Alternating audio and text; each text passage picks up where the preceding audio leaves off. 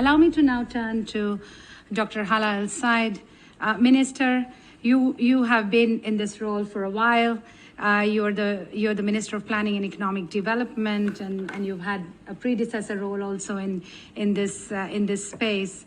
Could you reflect on Egypt's perspective regarding localization as an enabler for these transitions that we're discussing here, and shed light on your strategy for propelling this agenda within the country and throughout your region, please? Thank you very much, Excellencies, ladies and gentlemen. It's indeed a pleasure to join you in this important session on the high-level impact initiative on localization. I'd like to thank the Local 2030 Coalition for this kind invitation and actually the opportunity to be among this distinguished panelists. Leaving no one and no place behind is an integral principle of the 2030 agenda. Therefore, the government of Egypt has prioritized localization of SDGs and has initiated several efforts. For instance, given that evidence-based policies are key to implement SDGs in an impactful manner, 3 governorates for the first time developed their first voluntary local reviews in 2023 to assess their progress in achieving the SDGs. And thinking innovatively, a competitiveness index at the governorate level was launched this year with the aim of improving productivity and expanding the efficacy of local institutions. Undoubtedly, development plans can never be attained without proper financial planning. Hence, a funding formula was formulated following a set of criteria to allocate resources to different governorates that to address the developmental gaps.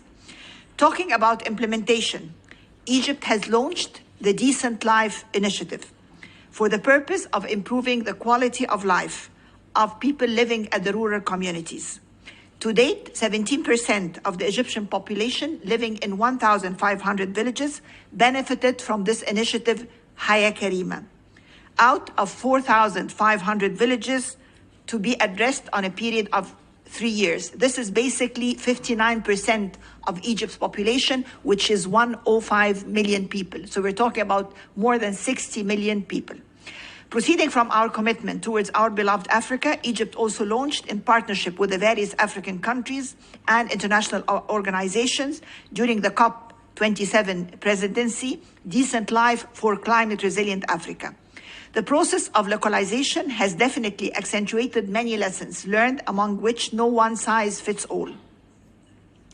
Additionally, localization strengthens vertical and horizontal coordination synergies, as well as supporting policy shifts on different levels. Egypt has a rich story to tell in terms of localization.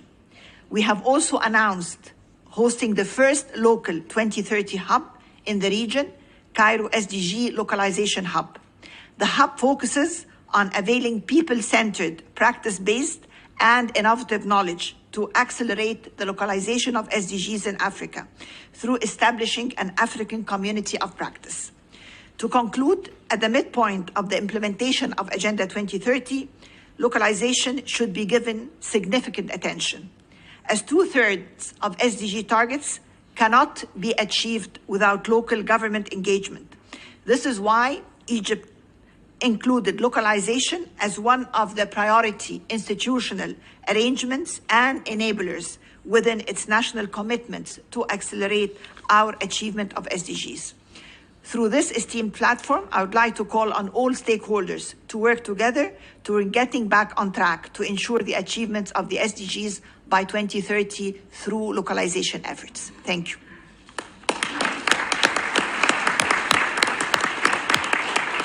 Thank you, Minister, for that impressive listing of the various ways in which you are working to advance localization, and we very much welcome the Cairo Hub into the family of local 2030 hubs. So thank you for that commitment.